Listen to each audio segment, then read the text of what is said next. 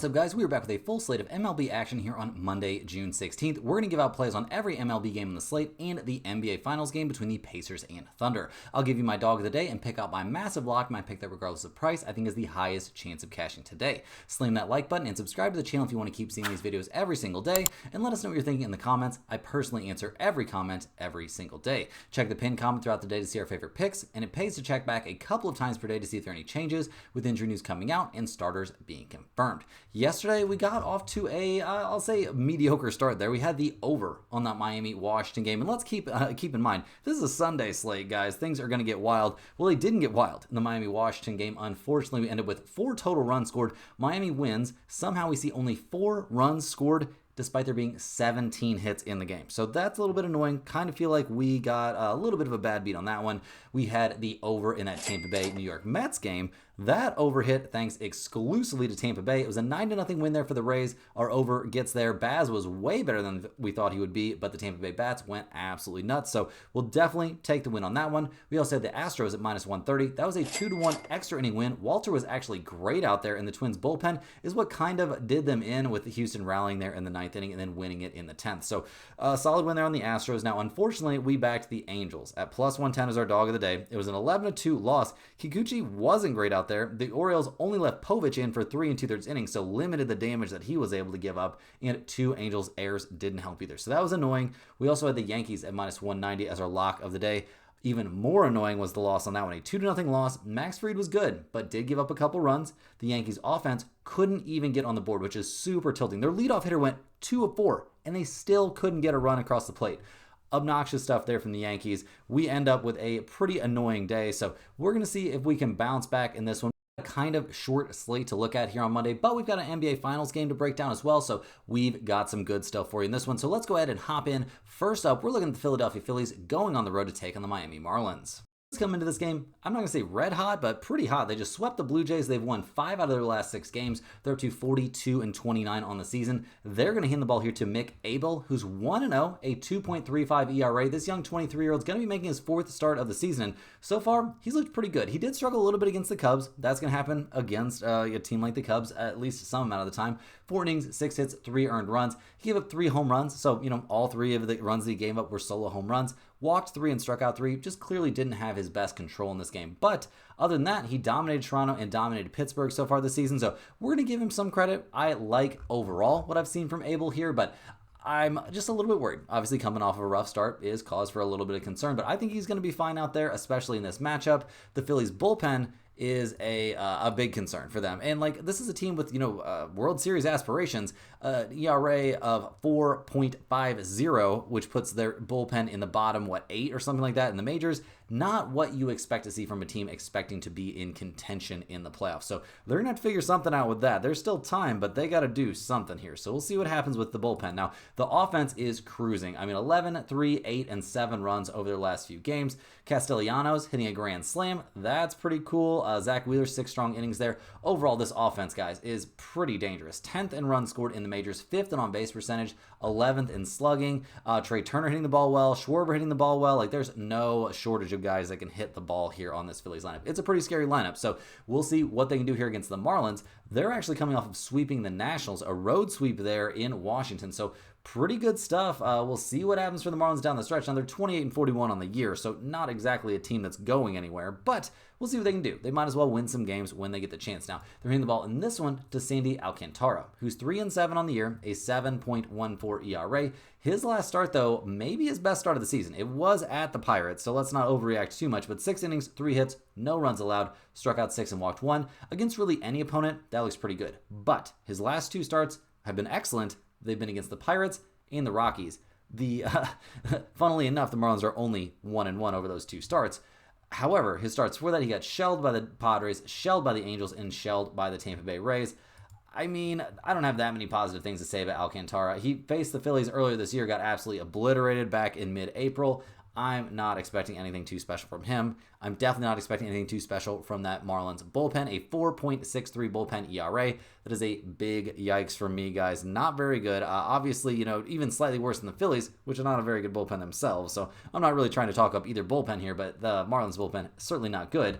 The offense, 3, 4, and 11 runs over that sweep of the Nationals, so I'm sure that feels great for them. But they're still only 23rd in the majors in runs scored. They are 20th in on-base percentage.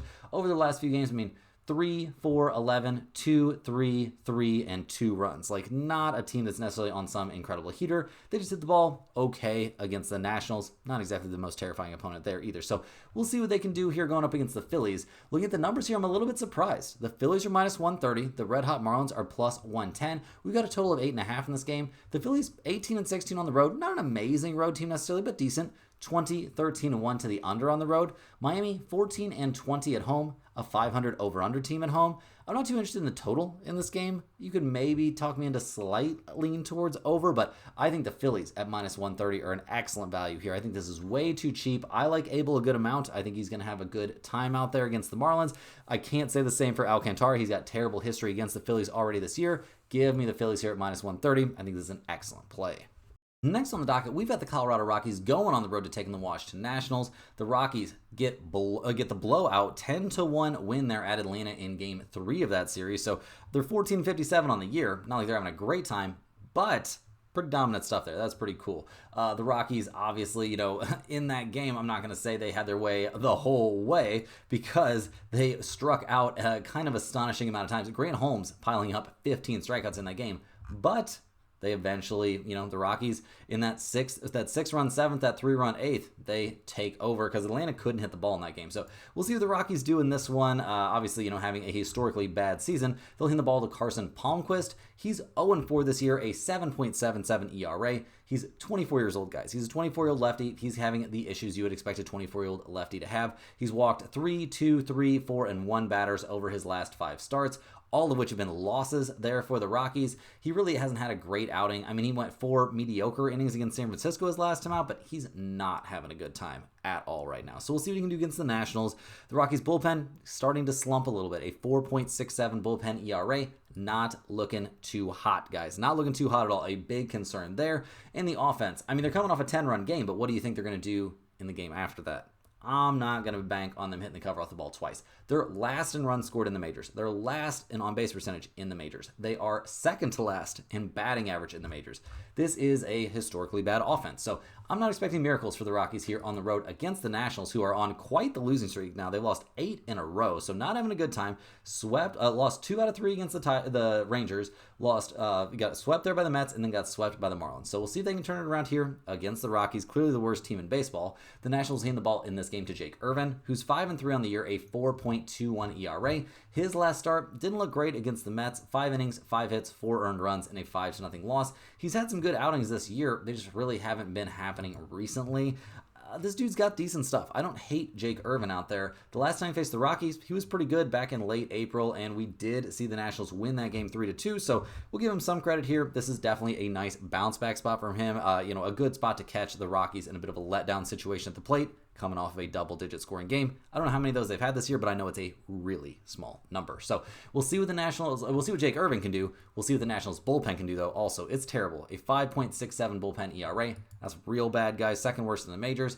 And the offense has been slumping. They did have 9 runs in that loss against the Marlins, but recently it has been bleak. They're 17th in runs scored, but 21st in batting average, 21st in slugging percentage, and they're getting on base at a 307 clip. That is 22nd in the majors. So not a lot of positives for the Nationals right now, except for the fact they're taking on the Rockies, who come into this game at plus 170. The Nationals are minus 200. We've got a total of 9 in this game. The Rockies are 7-30 on the road this year. They're 24-12-1 to the under on the road. Washington 15-21 at home, 19-16-1 to the under at home.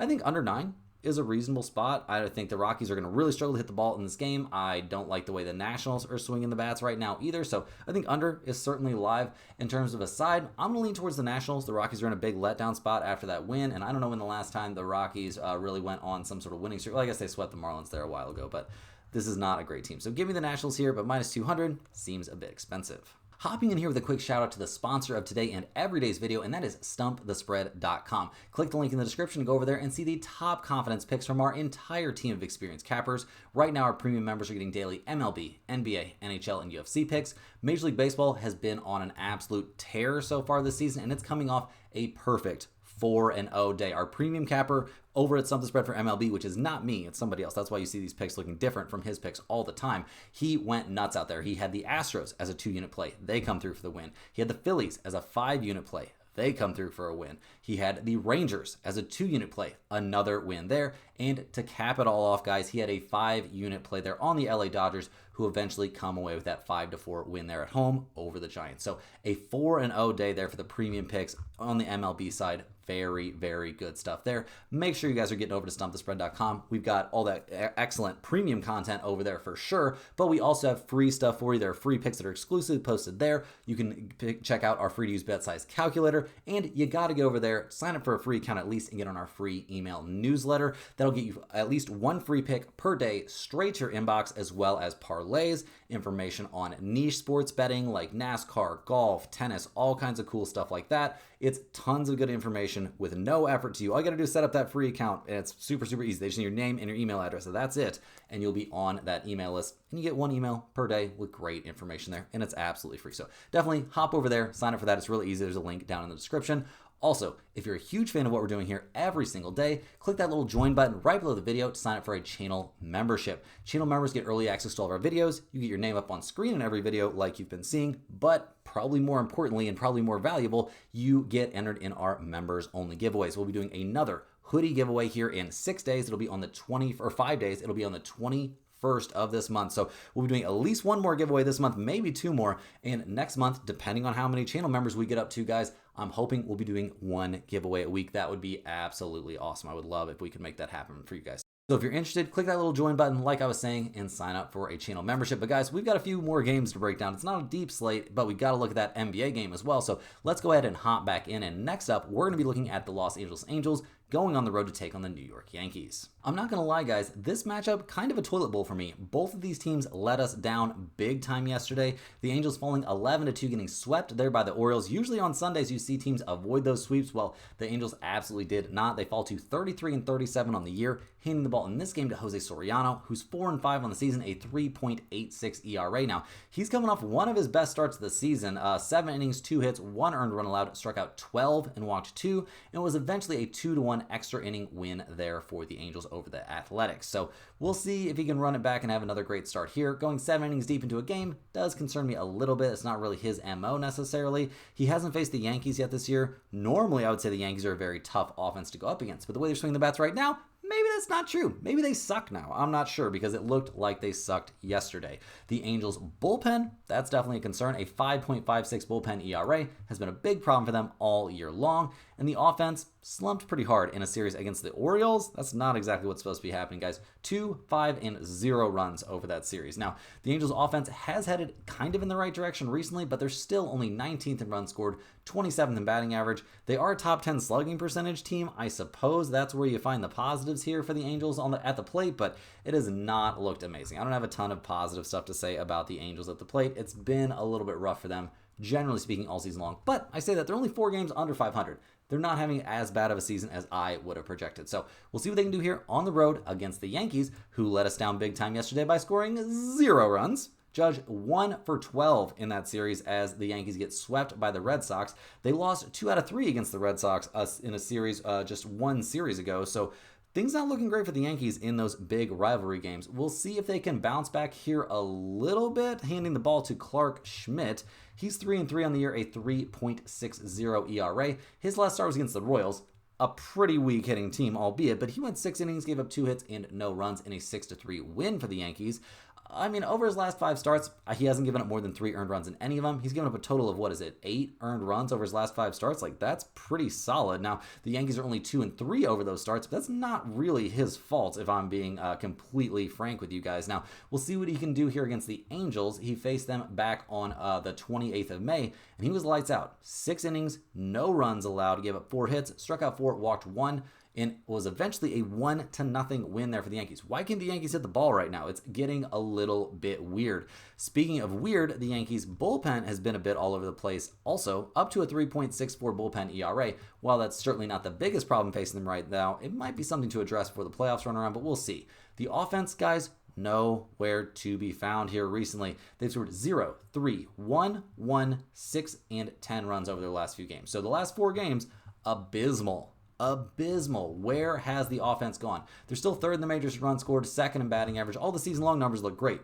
but right now they are swinging some ice-cold bats. So that is a big concern coming into this game, no doubt about it. And coming into this series in general, the Angels here in game 1, guys, they're plus 170. The Yankees are minus 210. We've got a total of 8.5. The Angels are 18-21 on the road, 23-16 to the over on the road. The Yankees 21-12 at home, 19-14 to the under at home. The Yankees being an under team right now makes an awful lot of sense to me. I'm going to be super honest. But looking at these numbers, I'm going to lean just slightly towards over 8.5. This Yankees offense has to come alive at some point. Soriano coming off an extended start doesn't exactly bode well in my book. And we've got Clark Schmidt on the mound for the Yankees, who has some very good history against the Angels. So I'm going to be leaning towards the Yankees and a little bit towards the over perhaps, but I don't know if I can put this in the pinned comment or use the Yankees as my lock of the day after what they did yesterday. Next up, guys, we've got the Baltimore Orioles going on the road to take on the Tampa Bay Rays. The Orioles are now 30-40 on the year. They've won 4 out of their last 5, sweeping the Angels there. They'll hand the ball in this game to Zach Eflin, who's 6-2 on the year, a 4.08 ERA. His last start, very good against the Tigers. It was a 10-1 win there for the Orioles. He went 6 2/3 innings, gave up 5 hits, only a single earned run, struck out 5 and walked 1. I mean, the dude's been really good over his last 3 starts. He struggled before that, but shut down the White Sox, shut down the Mariners, and, well, maybe not shut down the Mariners. He gave up 3 runs against the Mariners. That wasn't that dominant of a performance, but then a very dominant performance his last time out against the Tigers. So we'll see if he can run it back here and have a good outing against the Rays. He hasn't faced Tampa Bay yet this season, and the Rays can be a little bit of a tough out. So we'll see what he can do in this one, but I'm not expecting him to be a disaster out there. The bullpen for Baltimore, while it's coming off of a decent series, still not really getting me super jazzed up. A 4.54 bullpen ERA seems kind of mediocre to me. And the offense, I guess we'll count this as steps in the right direction. 11, 6, and 2 runs in this series. I mean, it's just not the offense that we saw a season ago, at all. So we'll see what happens. I mean, they're 25th in the majors in runs scored. They are 22nd in batting average, 24th in on-base percentage. Gone is the offense of yet last year, guys. Absolutely gone. I mean, sure, they scored 11 runs yesterday. Is that going to happen again today? I would bet against it pretty aggressively. So we'll see what they do here on the road against these Tampa Bay Rays, who are 39-32 on the season. They just swept the New York Mets, a 9-0 win there to finish things off. So yeah, very good stuff there. Also, smash that like button if you enjoyed cashing that over, which we have only the Tampa Bay Rays to thank because they scored 9 runs. And it was a 9-0 game. So we'll definitely take the win there. The Rays will hand the ball in this game to Ryan Pepio, who's 3-6 on the season, a 3.31 ERA. His last start was against the Red Sox. It was at Fenway, 5 2/3 innings, 5 hits, 3 earned runs. Not a terrible outing. He struck out 9 and walked 2, so give the guy some credit, but we did see the Rays eventually lose that game 3-1, and they are only 2-3 over his last 5 starts, but he's been lights out. He's given up a total of, 8 earned runs over those 5 starts? That's pretty brutal. And he's been going deeper into games too, so really liking what we're seeing from Pepio right now. The Rays bullpen has been no problem either. Second best in the majors, a 3.05 bullpen ERA is obviously excellent.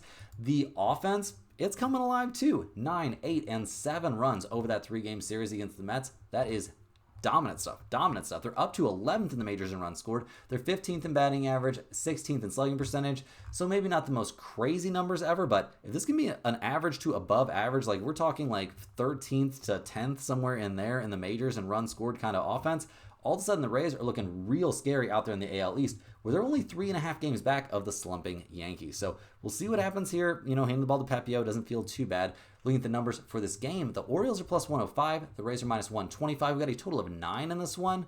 Baltimore is 14-21 on the road, 22-12-1 to the under on the road. Tampa Bay is 23-20 at home, 25-15-3 to the under at home. I think this is a excellent spot to take under 9 in this game. I'm not necessarily in love with Eflin, but he's been throwing the ball really well recently. I know the Orioles bullpen sucks, but so does their offense, and I don't think we're going to see a ton of runs in this game. So under 9 for sure a very valuable play. And on a short slate like this, both of these plays could end up in the pinned comment. I really think this is an excellent spot to back the red hot Tampa Bay Rays. I know the Orioles are coming off of winning, 3 straight as well, but I'm much more jazzed up by what I'm seeing from Tampa Bay. So give me Tampa Bay here at -125 and definitely give me that under. Cruising along here, guys, we've got the Boston Red Sox going on the road to take on the Seattle Mariners. The Red Sox have to be feeling maybe the best they've felt all year long, winning 5 in a row and 7 of their last 8. Now, some kind of crazy news. Devers getting traded to the Giants. Kind of a big deal trade there. So we'll see what the reaction that the Red Sox have is. But, I mean, we'll see. I mean, I'm not going to freak out too much about this. I know it's kind of a big trade, but I'm not going to, drastically overreact. Looking at this specific game, we've got the Red Sox handing the ball to Lucas Giolito, who's 2-1, a 5.45 ERA. His last start was against Tampa Bay. 6 innings, 3 hits, 1 run, and it was unearned, allowed in what was eventually a 3-1 win. Giolito, after getting off to a rough start, has been kind of riding the ship. He did give up a ton of runs, get absolutely destroyed there by the Angels. But other than that, his last 4 starts have been pretty good. So 3 out of his last 4 starts have been good. We'll see what he gets up to here against the Mariners. Not the scariest offensive team, and he hasn't faced them yet this season. So we'll see what he can do. The Red Sox bullpen, I mean, it's been better than I would have expected maybe, but not dominant. I mean, a 3.53 bullpen ERA is not something to complain about. That currently puts them, 10th in the majors? That's playable, no doubt about it. The offense for the Red Sox, I mean, you would think it would come alive because they've won so many games in a row, but they've scored 2, 4, 2, 4, 3, 8, 11, and 10. So it's been a while since they've really hit the cover off the ball. And does this trade make their offense better? I don't think it makes it better right now. Pretty clear that dude did not want to be in Boston anymore, I'll say that. So we'll see what this offense can do. It's been, excellent over the course of the year, especially, just in general, the season-long numbers are great. 5th in runs scored, 6th in on-base percentage. We'll see what they get up to here against the Mariners, who come into this game winners of 3 in a row. They just swept the Guardians. They'll hand the ball to Logan Gilbert, who's 1-1 this season, a 2.37 ERA. Dan Wilson, that elbow issue, the manager said, the elbow issue is coming off the IL to start this Monday game. So we'll see how it goes. His last start was back in late April, and he was doing great until he hurt his elbow. I'm expecting pretty good stuff here from Logan Gilbert. Do I think he's going to stay in the game super long? That is a concern, but the bullpen for Seattle is another concern. A 3.88 bullpen ERA. It has not been great. So they need Gilbert to go a little bit deeper into the game before this bullpen has to, try and eat up a bunch of innings, and that can get a little bit sketchy there for the Mariners. Speaking of sketchy for the Mariners, the offense, while it looked good in their last series, has not been as good recently. They scored 6, 4, and 7 runs there against the Guardians, but over the course of the year, they're all the way down to 15th in the majors in runs scored. They are 19th in batting average. Kind of gone is that red hot start they had, early in the year. So we'll see what they do at the plate in this one. See if they can give Logan Gilbert some run support. Now, the odds makers, they love the Mariners in this spot. The Red Sox are +145. The Mariners are -175. We got a total of 7.5. Boston is 15-19 on the road, 18-16 to the over on the road. Seattle is 19-17 at home, 19-14-3 to the over at home. I'm probably not taking over 7.5 in this game, although you could maybe talk me into it. I think we have to very seriously consider the Red Sox here at +145 as our dog of the day. I'm not interested in backing the Mariners at such a steep price with Logan Gilbert on the mound coming off the IL. Maybe the kid will be great, but he's coming off the IL. That's a tough thing to do sometimes, especially on the Major League mound. So we'll see what happens. Giolito's been good. The Red Sox offense has been good. I'm going to back the Red Sox here at +145, and it could be our dog of the day, especially on this extremely short slate. Next on the docket, we've got the red-hot Houston Astros going on the road to take on the Sacramento Athletics. Slam that like button if you enjoyed cashing the Astros with us again. They swept the Twins there, so very solid stuff. They're up to 41-30 on the year, leading the AL West. They'll hand the ball in this game to Lance McCullers Jr., who's 1-2 on the season, a 4.91 ERA. His last start did not go that well, and it was against the White Sox, too. 5 innings, 4 hits, 4 earned runs against the White Sox. He walked 4 and struck out 6. Not a great outing. He'd been good before that, but not against some very good teams. So we'll see what he can do against the Athletics, a team he was okay against back on the 28th of May. Now, he had 12 strikeouts in the game, and I know everybody will ooh and ah over that, but I don't really care about that. He gave up 5 hits and 3 earned runs. We eventually saw the Astros win that game 5-3, so he did enough to keep his team in the game, but I'm not going to chalk that up as a dominant start. So we'll see what he can do here. The Athletics bullpen, or the Houston bullpen has been excellent. The Athletics bullpen, not so much. But the Houston's bullpen, 5th best in the majors, a 3.19 bullpen ERA. The offense, 2, 3, 10, 4, and 10 runs over the last few games. Those aren't dominant or consistently dominant numbers, but over the course of the year, 19th in runs scored, 5th in batting average, 14th in slugging percentage. They've been fine. They're just not putting up huge crooked numbers. And crooked numbers might be what you need here against the Athletics. They come into this game, they just swept the Royals, winning 3-2, 4-0, and 6-4. So good stuff there. They'll hand the ball in this game to Mitch Spence, who is sporting a 3.67 ERA. His last couple of outings have been starts, and he dominated the Twins over 5 innings and then shut out the Angels over 5 innings. 5 innings, 3 hits, no runs allowed, no walks, and struck out 4. So very good stuff there. We'll see what he can do here against Houston. The last time he faced the Astros, it was a bullpen outing. He went 1 2/3 innings, gave up 1 hit, no runs, and struck out 3. So that's encouraging to me. I'm expecting pretty decent stuff here from Mitch Spence. The Athletics bullpen, that's the problem, guys. Worst in the majors, a bullpen ERA of almost 6. So that's a problem, obviously. And the offense, 3, 4, and 6 runs over your last few isn't hitting the cover off the ball. But over the course of the year, this has been an above-average offense. 13th in runs scored, 9th in batting average, 7th in slugging percentage. So we'll see what they can do out there. Jacob Wilson doing some good stuff. Nick Kurtz hitting that game-winning home run in the 9th for the A's. That's pretty good. So we'll see. We'll see what goes on here. But I'm not super sold on this Athletics offense. Looking at the numbers here, unfortunately, there aren't any, so we're not going to be able to give you a super serious lean on this game, but you'll be able to check the pinned comment. This one could end up in there. We'll see what kind of numbers we end up with. The Astros are 14-17 on the road, so not a very good road team. 17, 12, and 2 to the under on the road. The Athletics, 12-23 at home. 22-13 to the over at home. So, like I said, no numbers out for this game yet, so it'll be a wait-and-see spot. In our last MLB game on the slate here, before we hop over and look at our NBA Finals game, we've got the Padres going on the road to take on the LA Dodgers. The Padres, 39-31 on the year. They just managed to win the last game of that series against the Diamondbacks. Now they head to LA to face a team they lost 2 out of 3 to not very long ago. They're going to start things off handing the ball to Dylan Cease, who's having a rough season. He's 2-5, a 4.28 ERA. His last start was against the Dodgers, though, and he had it going. 7 innings, 3 hits, no runs allowed. He did walk 5, but he also struck out 11 and gave up 0 runs in an 11-1 win there for the Padres. So very good stuff. They'll be hoping he can just run it back here against the same team. Maybe he's capable of that. We haven't loved what we've seen from him this year, but he's seemingly turned things around over, I would say, his last 6 or so starts. So maybe he's figured it out and he's going to be fine.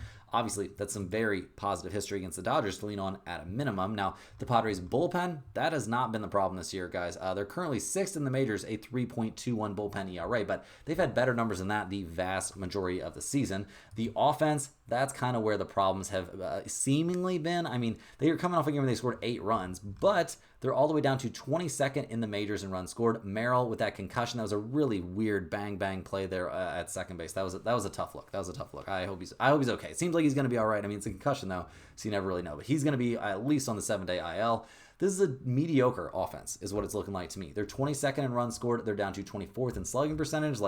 I don't know, guys. Doesn't seem like they're that hard-hitting of a team. So we'll look at what they can do against the Dodgers, who come into this one 43-29 on the season. And the crazy news here is Ohtani to return to the mound going up against the Padres here on Monday. This is breaking news. Sounds like, I assume he's going to start, right? Yeah, he's going to start. So this line is going to move, guys. It's going to change a lot here because right now I think the odds makers are under the impression that Kasparius is going to start, and apparently that's not the case. We're going to be getting Ohtani on the mound, and yeah, it's moving already. It looks like we've got the Padres up to plus 130-ish, and the Dodgers at around minus 156, 157. So we'll put it on minus 156 for now, but things are definitely going to change. So Ohtani getting back on the mound for the Dodgers, obviously a huge deal for a team that's had all kinds of pitching injuries.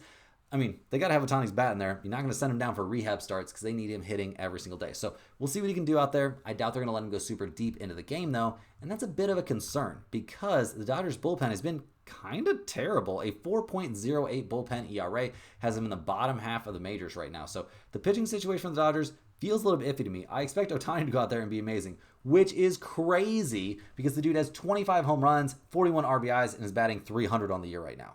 No big deal. He's gonna pitch now. He's just gonna go pitch. That's just bonkers, crazy stuff. You see that in high school, guys. This is the major leagues, and he's just gonna go out there and do that. crazy. So we'll see what happens with the Dodgers at the plate. They just won 2 out of 3 against the Giants. They won 5-4, 11-5, and lost 6-2. So I would say the offense is doing fine. And also, they're the highest scoring team in the majors. They're first in batting average, first in runs scored, first in on-base percentage, and first in slugging percentage. So looking at the numbers here, like we were just talking about, the Padres are plus 130. The Dodgers are minus 156. We got a total of 8.5. The Padres are 18-19 on the road, 20-16-1 to the under on the road. The Dodgers 24-12 at home, 24-12 to the over at home. A lot of people are going to jump on the Dodgers here, even though they're a significant favorite. I'm a little bit worried about what Ohtani's going to do out there on the mound. Maybe he'll just be lights out, but Cease is coming off a great start against the Padres, so we have to take that into consideration. I mean, the Dodgers offense is terrifying, don't get me wrong, but I don't know. I just struggle a little bit to, jump right on Ohtani here in his first start of the year. We'll see how it goes, but I'm a little bit worried. So this game might end up being a spot where we don't get too involved, but I'll lean slightly towards the Padres, but I hate it. So I wouldn't blame anybody that want to take the Dodgers. Don't make me bet this game. I don't want to. We want to watch. Very excited to watch. Now, guys, hopping over to look at our one NBA Finals game on the night. We've got the Indiana Pacers going on the road to take on the Oklahoma City Thunder. Now, the series is all tied up at 2 games apiece. After, I'm going to say, kind of a collapse there by the Pacers, they end up losing 31-17 in the fourth quarter. Final score of 111-104. So Pacers bettors in shambles there, the ones that took the plus 5.5, plus 6. That's a tough way to lose.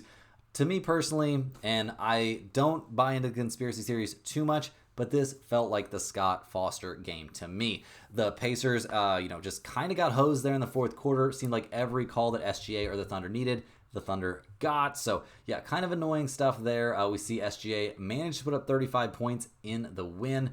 Holmgren, 14 and was a plus 14. 15 rebounds for him. Very good stuff there. Jalen Williams, a massive game for him, but he made 11 free throws. Holmgren made 10 free throws. We saw 38 free throws shot by the Thunder, 33 free throws shot by the Pacers, and the Thunder were getting there down the stretch. There were touch fouls getting called on SGA where dudes like Halliburton are getting tackled on the other end of the court. Kind of wild stuff in that game. So we'll see what happens here in Game 5. The Pacers have already shown that they're capable of winning a game in Oklahoma City. The Thunder really relied on A, getting the free throw line, and B, a massive game from Caruso kind of helped them stay attached there in the early goings where it looked like the Pacers might run away with this game. Caruso putting up a 20-piece. Very, very impressive stuff by him. Although, how aggressive he's allowed to be, not tackling people, but like guarding people. I didn't know you're allowed to put 2 hands on somebody on the perimeter in an NBA game. That seems a little bit wild, but hey, it's the playoffs. If they want to let it be more physical, let's just let it be more physical for both teams. So a pretty decent night there for the Thunder, especially down the stretch. The Pacers, on the other hand, 20 points from Siakam, but he didn't play that much down the stretch. They need more from him for sure. 18 from Halliburton, but only 1 of 7 from 3. The bench was good. Obi Toppin was great out there, 17 points from him. 8 from TJ McConnell, helping us cash another McConnell over, so very good stuff there. Mathurin had some big misses down the stretch. They need better play from him as well. So we'll see what happens in this game, guys. Both teams coming to it fully healthy, so that's obviously a huge deal. The Thunder are 9.5-point favorites at home. We've got a total of 224 out there. The Pacers, 26-25 against the spread on the road, 53, 47, and 2 to the over. The Thunder, 35, 15, and 2 against the spread at home. Crazy numbers there. They are 54, 47, and 2 to the over themselves. In terms of total here, 224, I think I'll actually lean a bit towards the under, despite both teams wanting to play at a pretty quick pace. Both teams are also very interested in denying the 3-point line. We saw the Thunder, for instance, only shoot 16 threes, only make 3 of them in that 111-104 win. So I'm not really expecting a super high scoring game, so under 224 feels live to me. In terms of a side, I'm going to be taking the Pacers here, getting 9.5 points. I just feel like these teams are too evenly matched for me to justify one team being a almost double-digit favorite. I don't think the Thunder are necessarily going to win this by double digits. I think we could see a very close, hard-fought game that goes down to the last couple possessions, and that gives 9.5 points an awful lot of value. So that's what I'm leaning on in the side and the over-under. But let's hop into some player props. I've got a few that I think are worth looking at in this game. And first up, I'll take SGA's over on points. Apparently, he's going to get over that number, over 33.5. Basically, regardless of what happens, how well he's playing or not. And we know he's going to get to the free throw line here playing at home. So I definitely think this is a good spot to take SGA's over. But it's a big number, so I can understand you not being super interested in that. I like Caruso over 10.5 points. He had 20 points in game 4. There's a good chance he starts this game, or at a minimum, he's going to get 30 plus minutes. They need his offense since, he's apparently the third best scorer on this team, or at least that's what it looks like at times.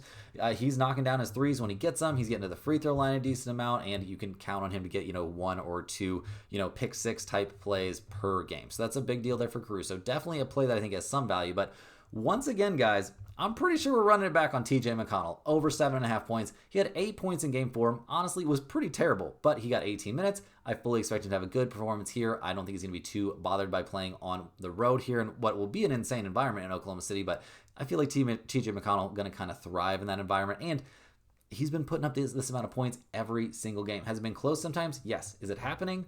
100% so far. So I'm expecting good stuff from McConnell in this game. Definitely has a chance to make it to the pinned comment. And last but not least, guys, I'll take Hartenstein under 7.5 rebounds. He's looked a borderline unplayable at times in the series. I worry about his minutes. He only had 21 minutes in game 4. I think there could be fewer minutes for him here in game 5. And in game 4, guys, he managed to come up with only 6 rebounds. Jalen Williams, Holmgren, all having more rebounds than him. I just don't really see him having a crazy night on the board. So that's another one that I think has significant value. All the games we have for today. Hit that like button for good luck on all of your bets. Subscribe to the channel if you're new. Let me know in the comments any questions you have on today's slate. Thanks for watching. Click the link in the description to get over to stumpthespread.com. Get on that free email list. All you need is your name and email address. That's it to get on the email list, and it's free information straight to your inbox every single day. Make sure you're getting over to stumpthespread.com, checking in on those free picks over there and the premium picks that just went 4-0 on MLB yesterday. Guys, I really appreciate all of you watching. We'll see you right back here tomorrow, same time, same place, for more sports betting action. Also, I hope everybody had a very happy and safe Father's Day.